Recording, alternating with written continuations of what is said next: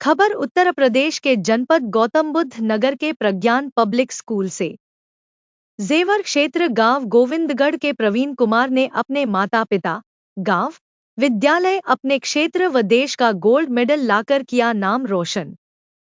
इस अवसर पर प्रज्ञान पब्लिक स्कूल ने विजय उत्सव समारोह का आयोजन किया। विजय उत्सव समारोह के अंतर्गत प्रवीण कुमार को 1,11,000 रुपए भेंट कर सम्मानित किया गया तथा विशिष्ट अतिथि श्री श्रीचंद शर्मा, अंतर्राष्ट्रीय कोच श्री सतपाल का स्मृति चिन्ह एवं शाल भेंट कर स्वागत किया गया। देखें पूरी खबर विस्तार से AMB लाइव के साथ।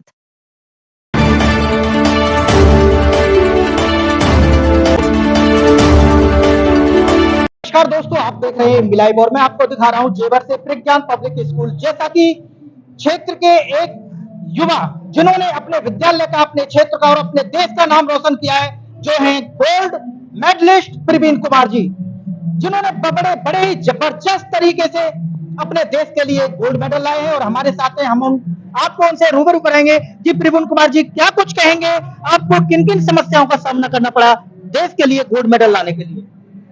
देखिए, अगर मेडल रहा तो मेडल लाइक एक ड्रीम पूरा हुआ। अब वो ड्रीम पूरा करने के लिए, अब आपका कोई ड्रीम है तो उसमें आप इजीली तो वो पूरा होगा नहीं। स्ट्रगल, प्रॉब्लम्स वो पार्ट्स होते हैं। अगर उनसे फाइट ना करो तो वो आपको रोकते हैं। That's a step. अगर हर स्टेप पर एक ना एक चुनौती रहती है। आप आगे बढ़ोगे, पहले घर से बाहर निकले तो पहले आपसे सामने ये चुनौती है कि आपको घर वालों को मनाना है। बाहर निकले, बाहर जब आप बाहर निकल जाओगे, बाहर जाकर देखो नए नए दोस्त बनेंगे, नई नई चीजें बनेंगी, तो आपको उसमें सही फैसले लेने हैं कि कौन सा दोस्त हमारे लिए ठीक है। ये प्रॉब्लम स्टार्ट होती है आपके बाहर निकलने के बाद से ही। जब तक आप घर में हो तब तक आपको लगेगा कि कंफर्ट जोन में हो, और कंफर्ट जोन में कभी सक्सेस मिलती नहीं है। तब तक आप अपने माइंड को अनकंफर्ट फील नहीं कराओगे, तब तक वो आपको सक्सेस मिलेगी नहीं। मेरी जर्नी में भी लाइक प्रॉब्लम्स आई, बहुतों ने बोला नहीं होगा, ऐसा लगा कि टूट जाऊंगा, लेकिन मैंने फाइट करना कभी नहीं छोड़ा। जो नेगेटिव थॉट्स थे उन्होंने मेरे को, जैसे जो लोग नेगेटिव बोलते थे मेरे लिए, तो वो मुझे मोटिवेट करते थे। मैं उनके नीचे दबता नहीं था कि मुझे लगता था कि यार नेगेटिव बोल दिया, अब ये बोल रहा है कि नहीं होगा, 10 लोगों ने और जाके बोल दिया अब भी नहीं होगा, तो मैं भी मान लूं कि अब नहीं होगा। मैं अपने माइंड को इतना तैयार करके चल रहा था कि होगा।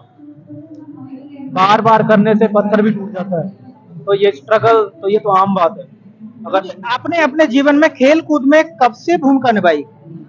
मैंने सबसे पहले अपने स्कूल प्रज्ञान पब्लिक स्कूल से स्टार्ट किया था, जब मैं 9th में था और स्पोर्ट डे हुआ था। स्पोर्ट डे पे जब मैंने स्टार्ट किया था, तब भी मेरे को प्रॉब्लम्स आई थी कि जैसे टीचर्स मेरे बारे में सोच रहे थे कि बेटे तू स्पोर्ट्स करेगा तो इंजरी हो गई तो रेस्पॉन्सिबिलिटी कौन लेगा, क्योंकि आई एम डिसेबल्ड। और एक डिसेबल पर्सन को जब तक आप उसको वो चीज ना सिखाओ ना, बार बार उसको रोको ना, टोको ना, तो उसको डिसेबल का मीनिंग समझ में नहीं आता है। अगर आपको नॉर्मल ट्रीट करते रहो, आप उसको डिसेबल बोलते रहो, तो वो समझेगा ही नहीं कि वो डिसेबल भी है, क्यों बोल रहे हैं, क्योंकि वो आप उसे बराबर सम्मान दे रहे हो। अगर आपने सम्मान नहीं दिया, सम्मान छोड़ दिया, आपने उसको किसी चीज से रोक दिया कि बेटा वो कर रहा है तू नहीं कर सकता है, वो बाहर इंजॉयमेंट के लिए करने जाता है, वो एडवेंचर टाइप भी करता है, तो एडवेंचर में पहले उसे रोक दिया जाता है कि आज जैसे वो स्काई डाइविंग करने गया तो बेटा आप नहीं कर सकते क्योंकि आप डिसेबल हो, आप नहीं कर सकते, आप नॉर्मल पर्सन कर सकता है। तो उसमें समझ में आता है कि यहाँ डिसेबिलिटी ये होती है क्योंकि उसे रोका जा रहा है। प्रवीण जी, जब आप खेल कूद में थे तो आपको परिवार की तरफ से आपको क्या कुछ आपको बोला गया कि आप ना खेलें, या उन आपको भी वहां से प्रोत्साहित किया गया कि हाँ आप खेल के लिए आगे बढ़े? मेरी फैमिली में कभी भी ऐसा नहीं था कि जैसे वो मुझे किसी चीज़ के लिए रोका हो। उनके लिए सबसे बड़ी खुशी थी कि मैं खुश था। उन्होंने मुझे बोला था कि जो तेरा मन हो वो कर, और जो तेरा मन ना हो, कोई तेरे पर दबाव भी डाले तब भी मत करना। अपनी लाइफ अपने हिसाब से जीना। हम तेरे लिए कुछ प्लानिंग कर रहे हैं, सोच रहे हैं, अगर तू उनको करता है, चूज करता है तो ठीक है, नहीं तो तुझे तेरा मन है जो करने का तू वो कर।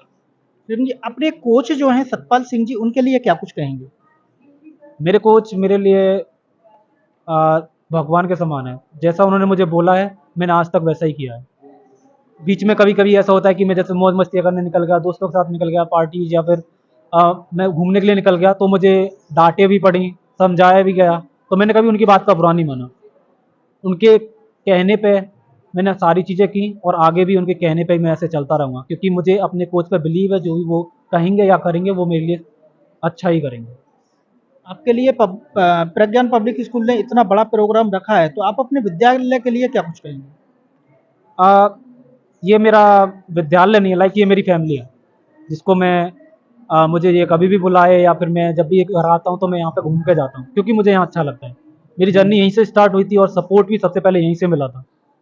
तो मैं कभी भी वैसे सोचता नहीं हूँ कि ये स्कूल की नज़रिए से कि ये प्रज्ञान है बस स्कूल है, उस नज़रिए से मैं इसको छोड़ दूँ, वैसा नहीं है। ये मैं इसको फैमिली समझता हूँ। मैं बच्चों से ही मिलता हूँ आके, तो मुझे वो पुरानी चीज़ें याद आ जाती हैं, तो मुझे अच्छा लगता है कि मैं उनको जाके मोटिवेट करूँ, उनको गलत रास्ते पे ना जाने दूँ। तो ये मेरी जिम्मेदारी बनती है कि मैं उनको ऐसी चीज़ें ना करने दूँ जिनसे वो प्रॉब्लम्स में आए और उनके फ्यूचर में उनको सपोर्ट भी ना मिले, क्योंकि जब गलत रास्ते पे व्यक्ति होता है तो सपोर्ट नहीं मिलता उस टाइम पर। समझाने वाले बहुत चुनिंदा लोग होते हैं जो आपको समझाते हैं। अगर आप अच्छे रास्ते पे हो तो आपको समझाने वाले 10 लोग नहीं 50 लोग आ जाएंगे, लेकिन गलत रास्ते से उठा के सही रास्ते पे लाने वाला 1 या 2 लोग ही होंगे। प्रवीण जी, जो बच्चे हैं जीवन में हताश हो जाते हैं, कुछ नहीं कर पाते हैं, आप उनके लिए एक सीख है, एक छात्रों को क्या कुछ संदेश देंगे? मैं उनको संदेश नहीं देना चाहूँगा, मैं उनको बस एक बात बोलना चाहूँगा कि अगर वो अपनी लाइफ में कुछ करना चाहते हैं तो वो मेरी जर्नी ना पढ़ के ना सुन के वो कोई भी ऐसी चीज ले लें जिनको आपको, जैसे किसी को आईएएस बनना है तो आईएएस की कोई भी एक कहानी ले ले, स्टोरी ले ले, उसकी जर्नी ले ले और उसमें वो उसकी कठिनाइयां प्रॉब्लम्स को देखे। अगर वो उनको देख के भी मोटिवेट नहीं हो रहा है तो वो बंदा कभी भी कुछ नहीं कर सकता है। बहुत बहुत धन्यवाद आपको। दोस्तों, जैसा कि आप सुन रहे थे प्रवीण जी को, जिन्होंने अपने देश का नाम रोशन किया है। कुछ सीखना है, कुछ जज्बा लेना है तो प्रवीण जी से लें, क्योंकि उन्होंने अपने देश का नाम रोशन किया है।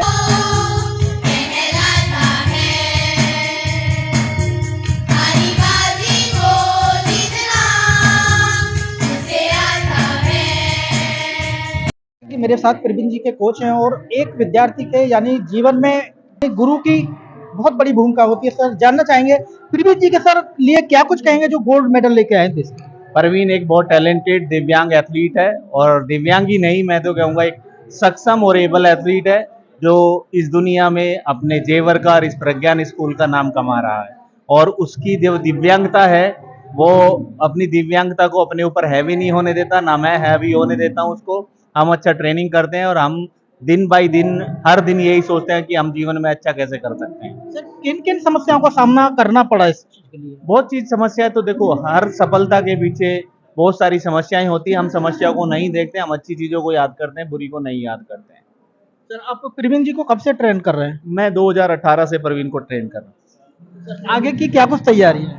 आगे तैयारी करेंगे, एलए की तैयारी करेंगे, देन हम प्रवीण को एबल कंपटीशन में लड़ाएंगे। जैसे एबल एथलीट होते हैं, जो नॉर्मल एथलीट होते हैं, उनके साथ कंपीट कराएंगे और कोशिश करेंगे नेशनल में, जैसे वो गोल्ड मेडल जीत चुका है, अभी एबल में वो इंटरनेशनल में मेडल जीते। सर, जो युवा होते हैं उनके लिए कोई संदेश? बस सभी को कहूंगा, सभी बाहर आइए और स्पोर्ट्स खेलिए। Thank you sir.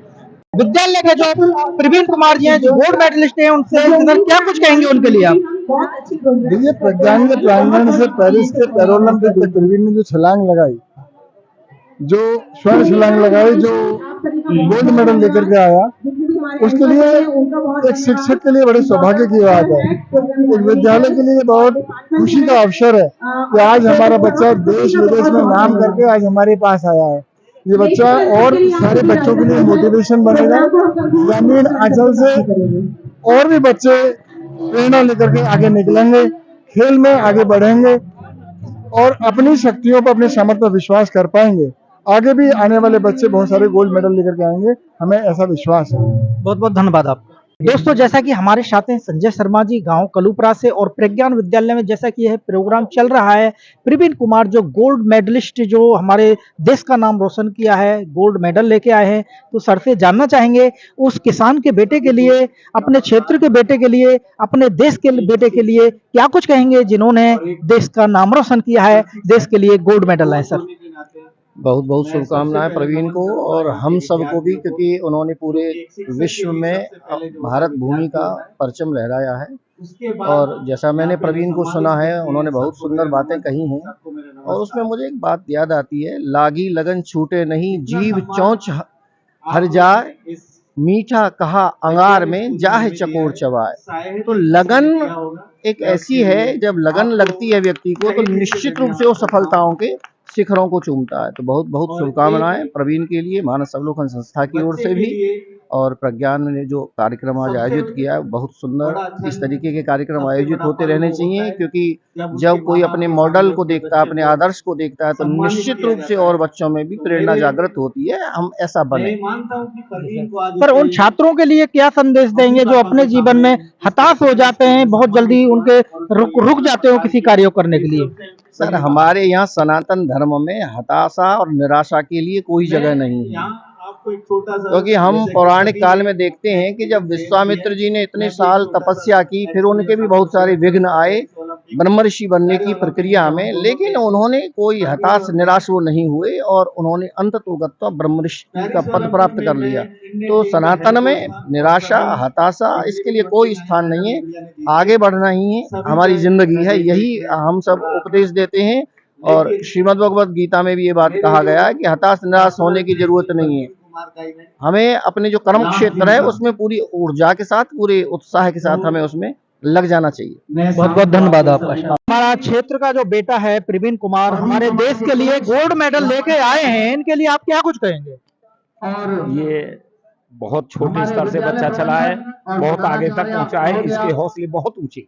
सर, जैसा कि बच्चे हताश हो जाते हैं, जिनको ईश्वर ने दोनों हाथ, दोनों पैर, दोनों आंख सब कुछ दिया है, लेकिन वो एक पैर से विकलांग होने के बावजूद भी देश का नाम रोशन किया है, उन छात्रों के लिए क्या कहेंगे जो हताश हो जाते हैं अपने जीवन में? उनको सही नेतृत्व नहीं मिलता, इसके कारण से वो पीछे रह जाते हैं। यदि उनको सही नेतृत्व मिले तो दिन प्रतिदिन आगे बढ़ सकते हैं। पहले सभी को नमस्कार। और यहाँ पे आके मुझे बहुत अच्छा लग रहा है। जो प्यार मुझे अभी देखने को मिला है उसके लिए मैं प्रिंसिपल मैम और सभी टीचर्स और अपने स्टाफ को थैंक यू बोलता हूँ, एंड सभी स्टूडेंट्स को। मैंने आपके सभी परफॉर्मेंस देखे एंड बहुत अच्छा लगा मुझे। गूज़बम्स आ रहे थे अंदर से, ऐसा लग रहा था जैसे अभी मैं पेरिस में ही हूँ दोबारा से।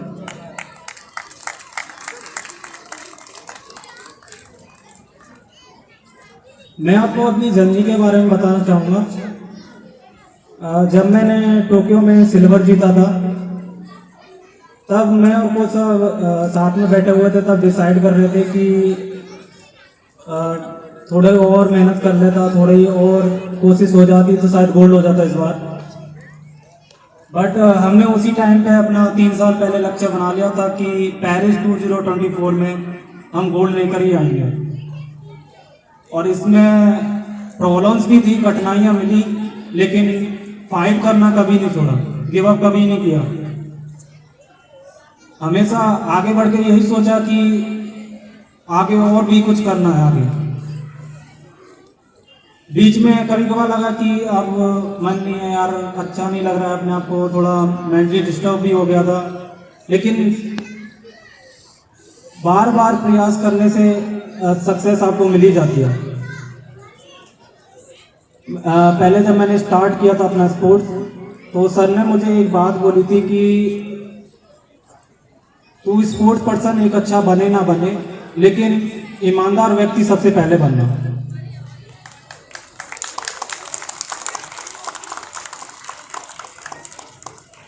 अगर आप अपने लक्ष्य की तरफ बढ़ना चाहते हैं और आप उसके लिए ईमानदार नहीं हैं, उसकी मेहनत में भी आप पीछे हट जाते हैं। जैसे आप पढ़ाई में भी देखो तो पढ़ाई में आपको इतने घंटे मेहनत करनी है, इतनी पढ़ाई करनी है, 2-3 घंटे पढ़ना है, लेकिन 2-3 घंटे में भी आपका माइंड कहीं और है, तो पढ़ाई नहीं मानी जाएगी, वो टाइम पास माना जाएगा। तो फोकस बहुत ज़रूरी है सक्सेस को पाने के लिए। और एक बार मैं 2019 में जब मेरा मन था कि मैं छोड़ दूंगा अपना गेम, क्योंकि मेरी क्लासिफिकेशन चेंज हो गई थी 2019 में स्विट्जरलैंड में, जब मैंने ये सब माइंड में चल रहा था, नेगेटिव थॉट्स में टूटा हुआ था कि अब क्या होगा। मेरा जो क्लासिफिकेशन में गया था मैं T42 कैटेगरी थी, जिसका वर्ल्ड रिकॉर्ड 1.96 मीटर था। और जब मेरी क्लास 2018 के रूल बुक चेंज होने की वजह से T44 हो गई,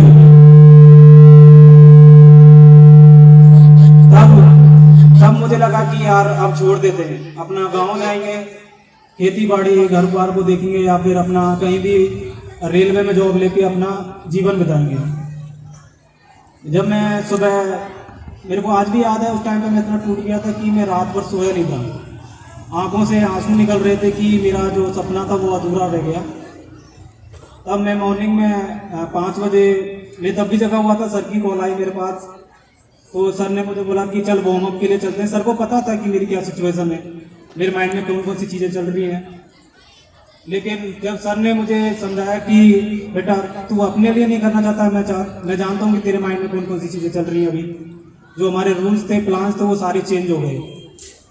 लेकिन अगर सक्सेस ईजिली मिल जाए तो उसकी कोई अहमियत नहीं होती है आपकी नज़र में। अगर वो ईजिली आपको मिल रही है, अगर आप मेहनत करके खून पसीना बहा के उसको पाएंगे तो उसकी कदर आपके माइंड में कुछ अलग ही रहेगी, और आपको खुशी भी रहेगी कि मैंने कुछ किया है। वही सब चीज़ें मुझे कोच साहब ने समझाई थी। और स्टार्टिंग में जब मैंने स्पोर्ट्स स्टार्ट किया था, अपना फर्स्ट टाइम स्पोर्ट डे हुआ था, तब मैं 9th में था। जब प्रॉब्लम्स थे, यहाँ भी लड़ रहा था, टीचर्स ने कुछ ने मना कर दिया कि बेटा स्पोर्ट्स मत करो, पैर में प्रॉब्लम है, रेस्पॉन्सिबिलिटी कौन लेगा, आप कंपीट करना चाहते हो एबल बॉडीज में, और वो भी हाई जंप में। तो उससे भी फाइट हुई, थोड़ा लगा कि वो मेरे भले के बारे में सोच रहे थे, लेकिन मैं जिद्दी था थोड़ा कि मुझे करना है, मुझे स्पोर्ट्स ही करना है। फिर मुझे बीच बीच में रोका गया कि बेटा पढ़ाई में आपका करियर है, आप स्पोर्ट्स छोड़ दो, आपसे होगा नहीं। तो भी मैं अपना कान बंद करके बस स्पोर्ट्स, बस ये था कि यार अब स्पोर्ट्स में करके दिखाना है कुछ। फिर धीरे धीरे जब मैंने फर्स्ट टाइम अपना गोल्ड जीता, फर्स्ट 9th क्लास में जब मेरा स्पोर्ट्स डे हुआ था, वहाँ से मेरी हाई जंप की स्टार्ट हुई, जहाँ पे अभी खेलते हैं वॉलीबॉल वगैरह, वहीं से मैंने स्टार्ट किया था। तो वॉलीबॉल मेरा मनन पसंदीदा गेम है, मैं उसको स्टार्टिंग से ही खेलता हूँ। अभी भी बीच में कभी भी टाइम मिलता है तो मैं वॉलीबॉल खेलना ही पसंद करता हूँ। और मैं आपको बस एक बात बोलना चाहूँगा कि सक्सेस के लिए आप स्टेप बढ़ाइए आगे। ये मत सोचना कि फर्स्ट स्टेप आपका इजीली चला जाएगा या फिर कहने से ही हो जाएगा। जब आप बाहर निकलेंगे तो आपको रोकने के लिए 10 लोग खड़े होंगे, उनसे आपको फाइट करके तब आपको गोल के पीछे जाना पड़ेगा। और ये इजी नहीं है, स्ट्रगल सक्सेसफुल लाइफ की स्टोरी होती है। अगर मेरी स्टोरी, मेरी लाइफ से अगर आपकी लाइफ में कुछ चेंजेस आता है, जो आप अपने लक्ष्य के बारे में सोच रहे हो, आपको प्रॉब्लम्स आ रही है कि आप फाइट करने से आपका मन नहीं हो रहा है, कि आप पीछे लौटने का मन हो रहा है कि नहीं अब छोड़ देते हैं, अब नहीं होगा, तो मैं चाहता हूं कि आप आगे बढ़ें। अगर मेरी जर्नी से आपकी लाइफ में सहायता मिलती है तो मुझे बहुत खुशी होगी। Thank you. एंड अभी भी अगर स्टूडेंट्स के मन में कोई भी क्वेश्चंस हो अबाउट द गोल तो आप मेरे से पूछ सकते हैं अभी भी। एनीवन?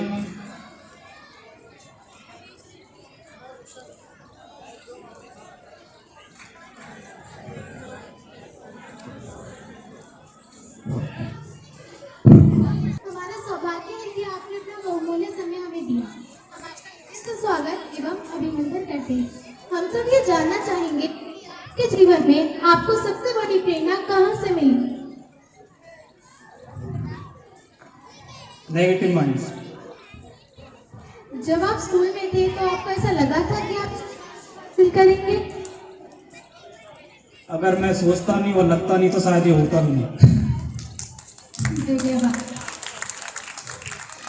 प्रवीण भैया, आपकी मस्ती इतनी इस कार्य की वाह और बढ़ गई। आपका हृदय से स्वागत और सम्मान करते हुए मैं प्रज्ञान मीडिया से आपसे जानना चाहती हूँ कि आपके जीवन में सबसे कठिन समय क्या रहा? 2019 मेरा सबसे हार्डेस्ट ईयर था, जब एक कदम तो बोल रहा था कि वापस हट के वापस गांव चला जा, और दूसरा कदम बोल रहा था कि अभी जर्नी बाकी है। और उस टाइम पे मेरे दोस्त साहब ने मेरा हाथ पकड़ के ऐसे खींचा कि अभी तक छोड़ा नहीं है, और ये लाइफ टाइम तक ऐसे ही खींचेगा, और आपको मेडल्स भी आपकी कृपा से, आपके आशीर्वाद से देखने को मिलेंगे। आपकी सफलता में आपका सबसे बड़ा सहयोग किसने किया? सक्सेस को बोला जाए तो एक का सहयोग नहीं होता है। सबसे पहले तो आपके टीचर्स ही आपको गाइड कर देते हैं, फिर पेरेंट सपोर्ट आपको मिलता है। जैसे मेरे सर डॉक्टर सत्यपाल सिंह जी ने मुझे सबसे पहले सपोर्ट किया, फिर मुझे स्कूल ने भी पहले से सपोर्ट किया हुआ था कि मुझे 12th में भी भेज दिया था, मेरे एग्जाम्स के लिए भी मुझे एग्री कर दिया था, मुझे टाइम दिया था प्रैक्टिस पे करने के लिए। और सबसे बड़ी बात, आपकी लाइफ में अगर कोई टीचर आपके लिए समय निकाल रहा है तो आपको हमेशा उसकी बात पे ये विश्वास होना चाहिए कि जैसे ये बोलेंगे वैसे मैं करूंगा, क्योंकि वो अपनी फैमिली को छोड़ के आपके लिए टाइम निकाल रहे हैं, और वो जो फैमिली टाइम है उसमें भी आपको प्रैक्टिस करा रहे हैं, आपकी स्टडी करा रहे हैं, तो वो आपके लिए बहुत महत्व रखना चाहिए। नहीं तो मुझे नहीं लगता है कि आप कभी सक्सेस हो पाएंगे, क्योंकि फैमिली सपोर्ट, टीचर का सपोर्ट एंड ट्रस्ट अपने आप पे, और डिसिप्लिन, ये बहुत जरूरी है अगर आपको सक्सेस होना है। धन्यवाद भैया। Thank you. देते हुए हमारे विशिष्ट अतिथि और विद्यालय प्रबंधक और प्रधानाचार्य महोदया के साथ साथ हमारे विशिष्ट अतिथियों के करकमलों से सम्मानित किया जाता हुआ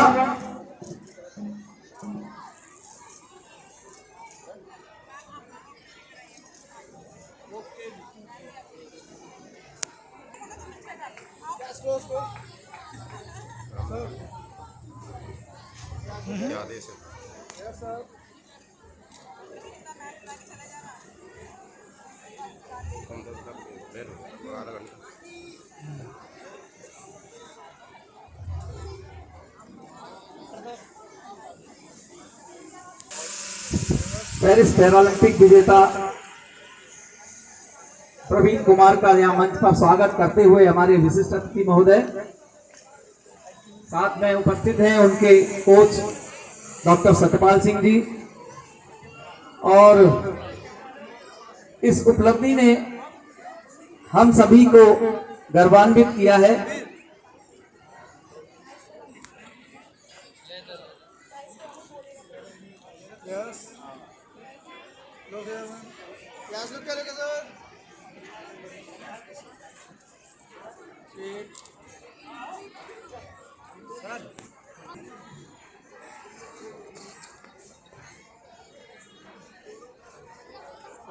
मैं